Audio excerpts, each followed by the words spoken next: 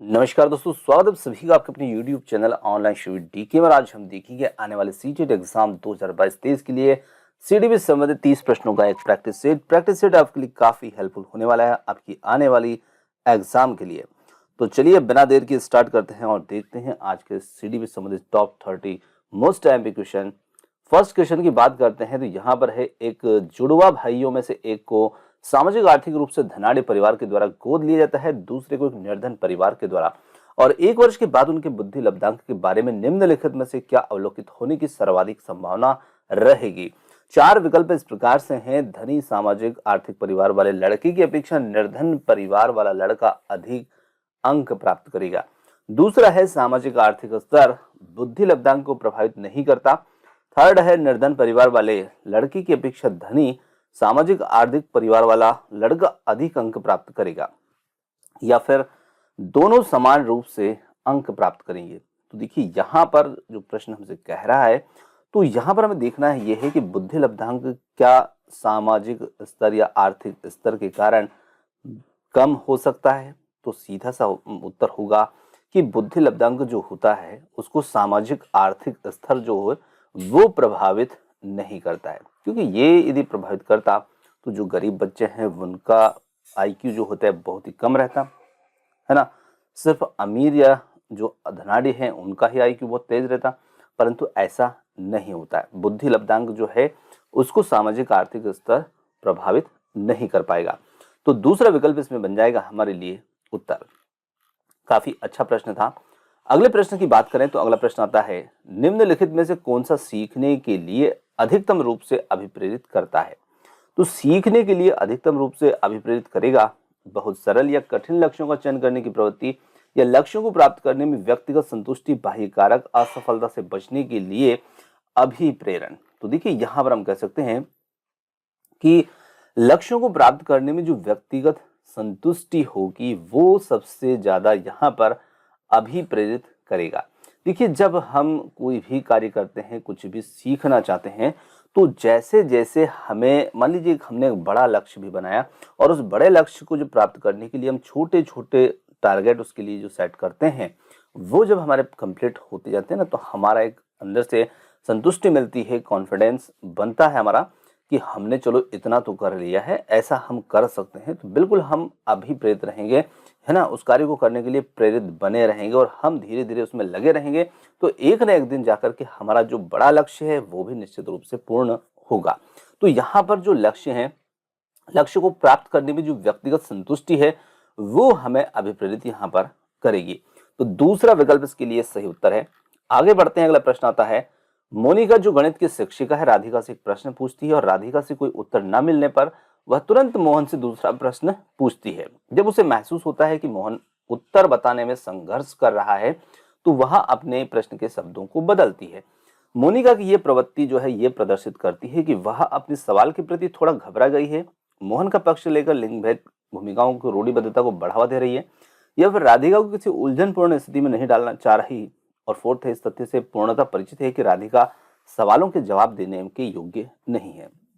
देखिए योग्य तो मोहन भी नहीं था, है ना, मतलब राधिका से भी प्रश्न पूछा गया, उसके बाद मोहन से प्रश्न पूछा गया, प्रश्न को बदला गया। तो देखिए राधिका से जो प्रश्न पूछा वो अलग प्रश्न था, मोहन से प्रश्न पूछा वो अलग प्रश्न था। मोहन से अलग प्रश्न पूछा गया, उसके बाद भी मोहन जो है उत्तर बताने में संघर्ष कर रहा था। तो शिक्षिका ने उस प्रश्न में से कुछ शब्दों को बदल दिया, जो मोहन समझ नहीं पा रहा था तो उन शब्दों को बदल दिया। तो मोहन के प्रति शिक्षिका यहाँ पर क्या है, लिंग भेद जो कर रही है ना, यानी कि लिंग भेद रूढ़िबद्धता को यहाँ पर बढ़ावा दे रही है।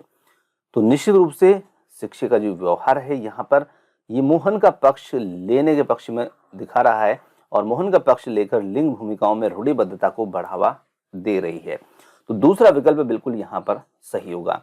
आगे देखिए, निम्नलिखित में से कौन सी विशेषता समस्या समाधान का उपागम का विशेष चिन्ह है। तो यहाँ पर यदि देखें तो सही उत्तर प्राप्त करने का एक सामान्य उपागम होता है, या फिर समस्या केवल एक सिद्धांत प्रकरण पर आधारित होती है, और थर्ड है समस्या कथन के संकेत के अंतर्निहित रूप से दिया होता है, या फोर्थ है समस्या मौलिक होती है।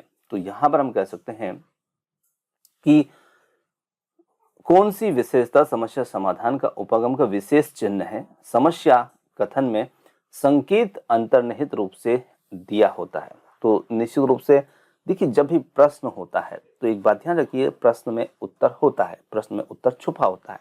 मतलब वही यहाँ पर बात हमारे लिए इस प्रश्न में भी कही गई है कि जब कोई विशेष समस्या समाधान का उपगम का विशेष चिन्ह क्या है? तो जब समस्या होती है तो समस्या का जो कथन होता है उसमें संकेत अंतर्निहित रूप से दिया होता है। अब वो संकेत निकालना हमें आना चाहिए। तो निश्चित रूप से हम चाहें उस प्रश्न को कभी पढ़े हैं नहीं पढ़े हैं, पर हम यदि उसको थोड़ा सा सोचते हैं समझते हैं तो निश्चित रूप से हमें यहाँ पर उस प्रश्न का उत्तर अपने अनुभव के आधार पर, अपने चिंतन के आधार पर भी प्राप्त हो जाता है। तो यहाँ पर यही बात इसमें कही गई है इसके तीसरे विकल्प में। थर्ड विकल्प यहाँ पर उत्तर होगा। आगे बढ़ते हैं अगले प्रश्न की ओर। अगला प्रश्न आता है यहाँ पर, बच्चों के द्वारा की जाने वाली त्रुटियों के संबंध में निम्नलिखित में से कौन सा कथन सत्य है? एक शिक्षक को प्रत्येक त्रुटि पर ध्यान नहीं देना चाहिए, अन्यथा पाठ्यक्रम पूरा नहीं होगा। और दूसरा है, प्रत्येक त्रुटि को सुधारने में बहुत अधिक समय लगेगा और एक शिक्षक के लिए थकाने वाला होगा।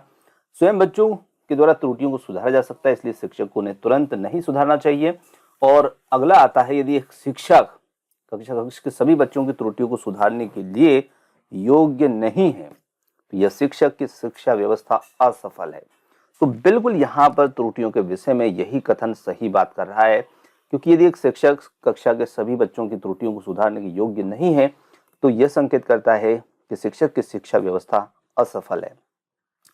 फोर्थ विकल्प इसमें उत्तर बन जाता है। अगले प्रश्न की बात करते हैं, एक सशक्त विद्यालय अपने शिक्षकों में निम्नलिखित योग्यताओं में से किसे सर्वाधिक बढ़ावा देगा? तो देखिए, यहाँ पर बात जो है वो शिक्षकों की जा रही है।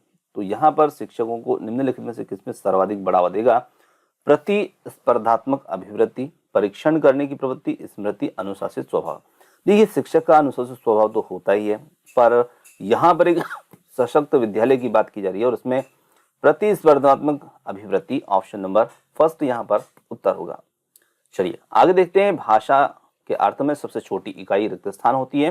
तो भाषा के अर्थ में स्वनिम है, संकेत का प्रयोग है, वाक्य रूपम है।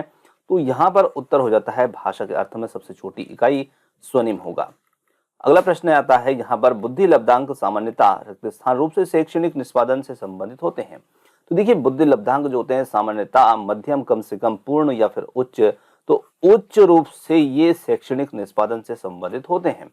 फोर्थ विकल्प इसमें उत्तर होगा।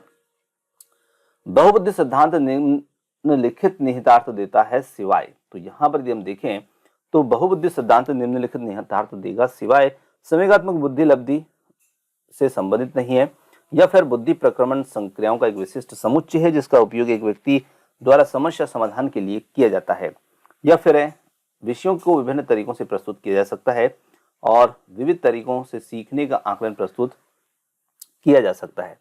तो देखिए, यहाँ पर बहुबुद्धि सिद्धांत का निम्नलिखित निहितार्थ देता है सिवाय बुद्धि प्रक्रमण संक्रियाओं का एक विशिष्ट समुच्चय है जिसका उपयोग एक व्यक्ति के द्वारा समस्या समाधान के लिए किया जाता है। दूसरा विकल्प बन जाएगा यहाँ पर उत्तर। अगला प्रश्न आता है, सीखने के लिए आकलन निम्नलिखित का ध्यान है सिवाय विद्यार्थियों की आवश्यकताएं, विद्यार्थी की त्रुटियां, विद्यार्थी की अधिगम शैलियां, या फिर है विद्यार्थी की क्षमताएं। तो यहाँ पर देखिए, सीखने के लिए आकलन निम्नलिखित का ध्यान है सिवाय विद्यार्थी की आवश्यकताएं। आगे देखिए, 16 वर्षीय बच्चा बुद्धि लब्धि परीक्षण में 75 अंक प्राप्त करता है तो उसकी मानसिक आयु क्या होगी? तो यहाँ पर बच्चे की हमें मानसिक आयु निकालना है और बच्चे की जो IQ है वो यहाँ पर दे रखा है 75।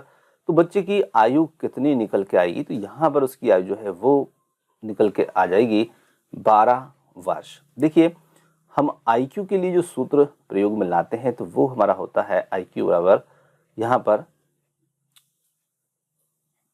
माइंड एज और रियल एज, ठीक है ना, यानी कि जो वास्तविक आयु होती है वो। तो बच्चे की यहाँ पर IQ जो है वो 75 है। इसी के साथ में उसकी जो मानसिक आयु है वो हमें पता करना है, तो वो हमारे लिए ज्ञात है और वास्तविक आयु जो है वो 16 वर्ष है। तो यहाँ पर यदि हम देखें और इसमें इंटू 100 भी होता है, थोड़ा सूत्र ये है ना, तो इंटू 100। तो देखिए यहाँ पर 75 गुणित 16 और बटे 100। तो यहाँ पर यदि हम देखें तो 4 से इसको काट देते हैं, तो 4 से 25 और 4 से ये कट जाएगा 4 बार, 25 त्रिया 75 और 4 त्रिय 12 वर्ष। तो इस प्रकार से यहाँ पर निकाल देंगे हम इस फार्मूले से। तो यहाँ पर काफी सरल सा प्रश्न है और बहुत बार पूछा जाता प्रश्न हुआ है। आगे बढ़ते हैं, अगले प्रश्न की बात करें तो अगला प्रश्न आता है, विवेचनात्मक शिक्षा शास्त्र का दृढ़ विश्वास है कि एक शिक्षक को हमेशा कक्षा के अनुदेशन का नेतृत्व करना चाहिए, शिक्षार्थियों को स्वतंत्र रूप से तर्कना नहीं करनी चाहिए, या बच्चे स्कूल से बाहर क्या सीखते हैं या अप्रासंगिक है, शिक्षार्थियों के अनुभव और प्रत्यक्ष शिक्षण महत्वपूर्ण होते हैं। तो यहाँ पर विवेचनात्मक शिक्षा शास्त्र का जो दृढ़ विश्वास है वो है शिक्षार्थी के अनुभव और प्रत्यक्षण महत्वपूर्ण होते हैं, और चौथा विकल्प होगा यहाँ पर उत्तर। अगला प्रश्न आता है, विद्यालय आधारित आकलन मुख्य रूप से किस सिद्धांत पर आधारित है? तो ये आकलन बहुत किफायती मितव्ययी होना चाहिए, बाह्य परीक्षाओं की अपेक्षा शिक्षक अपने शिक्षार्थियों की क्षमताओं को बेहतर जानते हैं, और थर्ड है यहाँ पर किसी भी कीमत पर विद्यार्थी को अच्छे ग्रेड मिलने चाहिए, विद्यालय बाह्य परीक्षा निकायों की अपेक्षा ज्यादा सक्षम है। तो यहाँ पर उत्तर हो जाता है हमारा ऑप्शन नंबर सेकेंड, जो कि होगा बाह्य परीक्षकों की अपेक्षा शिक्षक अपने शिक्षार्थियों की क्षमताओं को बेहतर जानते हैं। दूसरा विकल्प होगा यहाँ पर उत्तर। शिक्षार्थी व्यक्तित्व भिन्नता प्रदर्शित करते हैं तथा शिक्षक को अधिगम की एक समान गति पर बल देना चाहिए, सीखने के विविध अनुभवों को उपलब्ध कराना चाहिए, कठोर अनुशासित सुनिश्चित करना चाहिए और परीक्षाओं की संख्या बढ़ा देना चाहिए। तो देखिए यहाँ पर जब शिक्षार्थी व्यक्तित्व भिन्नता प्रदर्शित करते हैं तो एक शिक्षक का दायित्व जो होता है वो होता है कि सीखने के लिए विविध अनुभवों को उपलब्ध करवाया जाए, और दूसरा विकल्प हो जाएगा उत्तर। अगला प्रश्न आता है, वाइगोत्स्की बच्चों के सीखने में निम्नलिखित में से किस कारक की महत्वपूर्ण भूमिका पर बल देते हैं? सामाजिक, अनुवांशिक, नैतिक या फिर शारीरिक? तो ये बल देते हैं ऑप्शन नंबर फर्स्ट, सामाजिक। आगे देखते हैं, अगला प्रश्न आता है, एक शिक्षिका अपने शिक्षार्थियों की विभिन्न अधिगम शैलियों को संतुष्ट करने के लिए वैविध्यपूर्ण कार्यों का उपयोग करती है, वह रिक्त स्थान से प्रभावित है। तो वो किससे यहाँ पर प्रभावित होगी?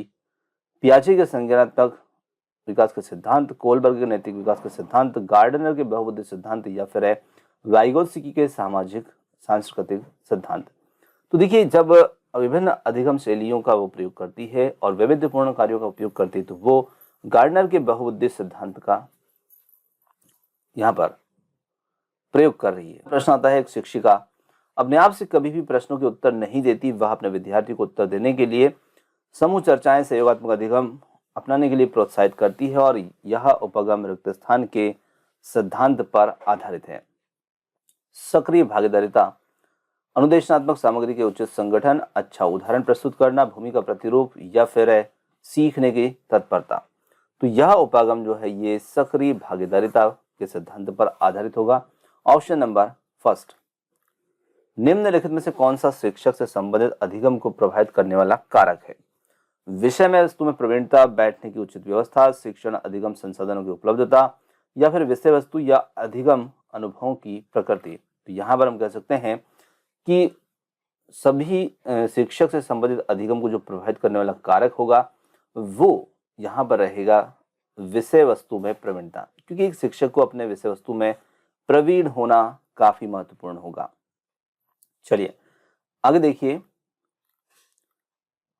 राज्य स्तर पर एकल गायन प्रतियोगिता के लिए विद्यार्थियों को तैयार करते समय एक विद्यालय लड़कियों को वरीयता देता है। यह दर्शाता है लैंगिक पूर्वाग्रह, वैश्विक प्रवृत्तियां, प्रयोजनात्मक उपागम, या फिर प्रगतिशील चिंतन। तो यहाँ पर ये जो उपागम है ये दर्शाता है लैंगिक पूर्वाग्रह को, ऑप्शन नंबर फर्स्ट। बीजों का अंकुरण संकल्पना के शिक्षण की सबसे प्रभावी पद्धति है। विस्तृत व्याख्या, विद्यार्थी के द्वारा पौधों के बीज बोना और उसके अंकुरण के चरणों का अवलोकन करना, श्यामपट्ट पर चित्र बनाना, उनका वर्णन करना, बीज की वृद्धि के चित्र दिखाना। तो यहाँ पर हम कह सकते हैं कि बीज के अंकुरण की संकल्पना के शिक्षण की सबसे प्रभावी पद्धति होगी विद्यार्थी के द्वारा बीज बोना और उसके अंकुरण चरणों का अवलोकन करना, क्योंकि ये करके सीखने वाली बात हो जाएगी। ऑप्शन सेकंड इसमें उत्तर होगा। शिक्षण से अधिगम पर बल देने वाला परिवर्तन हो सकता है, परीक्षा परिणाम पर केंद्रित होकर बाल केंद्रित शिक्षा पद्धति को अपनाकर, रटने को प्रोत्साहित करके, या फिर अग्र शिक्षण तकनीक अपना करके। तो देखिए यहाँ पर अधिगम पर बल देने वाला परिवर्तन हो सकता है बाल केंद्रित शिक्षा पद्धति को अपना करके। Option number second. समावेशी शिक्षा हाशिए पर स्थित वर्गों से शिक्षक को सम्मिलित करने से संबंधित है, कक्षा में विविधता का उत्सव मनाती है, दाखिले संबंधी कठोर प्रक्रियाओं को बढ़ावा देती है, और फोर्थ तथ्यों की शिक्षा से संबंधित है। तो यहाँ पर हम कह सकते हैं कि जो समावेशी शिक्षा है वो कक्षा में विविधता का उत्सव मनाती है, यानी कि सभी बच्चों को शामिल करती है। तो बिल्कुल ऑप्शन सेकंड होगा यहाँ पर उत्तर। निम्नलिखित में से कौन सा वस्तुनिष्ठ प्रश्न है? निबंधात्मक, लघुत्तरात्मक, मुक्त उत्तर वाला, सत्य असत्य। तो यहाँ पर हम कह सकते हैं कि वस्तुनिष्ठ प्रश्न का जो प्रकार होगा वो होगा ऑप्शन नंबर फोर्थ, जो कि है सत्य असत्य। बच्चों में प्रतिभाशालीता रक्त स्थान के कारण हो सकती है।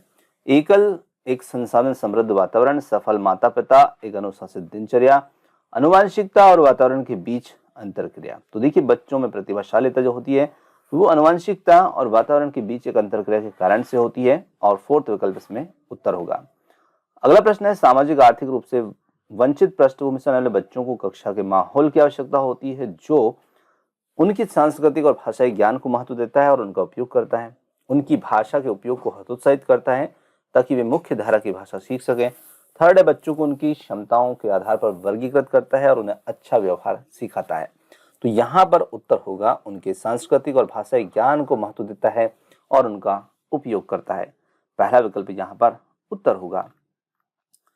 अलग अलग सोच वाले पैटर्न उन बच्चों की पहचान करते हैं जो डिस्लेक्सिक हैं, सृजनात्मक हैं, प्रत्यास्थी हैं या फिर विकलांग है। तो देखिए अलग अलग सोच वाले पैटर्न जो हमारे पाठ्यक्रम में शामिल किए जाते हैं, तो ये पैटर्न जो होते हैं ये कक्षा में सृजनात्मक बच्चों की पहचान करते हैं, है ना, जो इन पैटर्नों को जल्दी से समझ लेते हैं, तो मतलब बच्चे प्रतिभाशाली बच्चे हैं। ऑप्शन सेकंड होगा इसमें उत्तर। निम्नलिखित में से कौन सा कक्षा में पाठ्य पुस्तकों की भूमिका का सबसे अच्छा वर्णन करता है? वे एक राज्य या राष्ट्र में अधिगम को एक रूपता बनाए रखते हैं, वे अध्ययन के पाठ्यक्रम के बारे में शिक्षकों और माता पिता को मार्गदर्शन प्रदान करते हैं, वे संसाधन रहित संदर्भ में सबसे आवश्यक अधिगम संसाधन बनाते हैं, और वे कक्षा में उपलब्ध संसाधन और संदर्भ सामग्री में से एक है। तो यहाँ पर हम कह सकते हैं कि पाठ्य पुस्तक की भूमिका का जो सबसे अच्छा वर्णन होगा वो होगा वे कक्षा में उपलब्ध संसाधन और संदर्भ सामग्री में से एक है।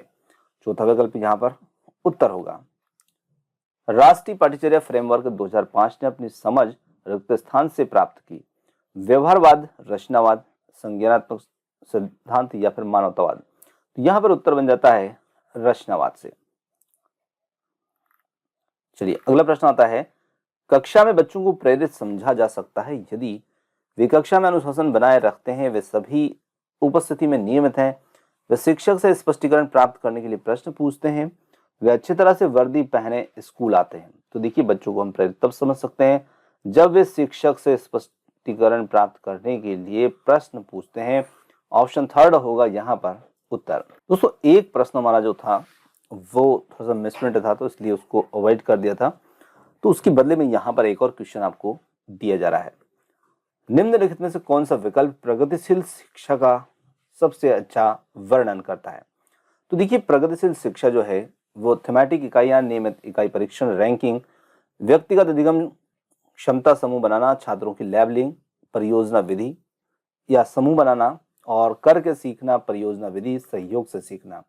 तो यहाँ पर हम कह सकते हैं कि जो प्रगतिशील शिक्षा है वो करके सीखने पर, परियोजना विधि से, सहयोग से सीखने पर बल देती है, और चौथा विकल्प होगा यहाँ पर इस प्रश्न के लिए उत्तर। तो दोस्तों यहाँ पर आज की जो प्रश्न थे ये हमारे समाप्त होते हैं।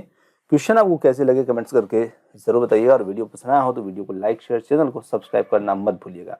आपने जो समय दिया उसके लिए बहुत बहुत धन्यवाद। थैंक्स फॉर वॉचिंग, और मिलते हैं जल्द ही एक और नए किसी वीडियो के साथ। धन्यवाद।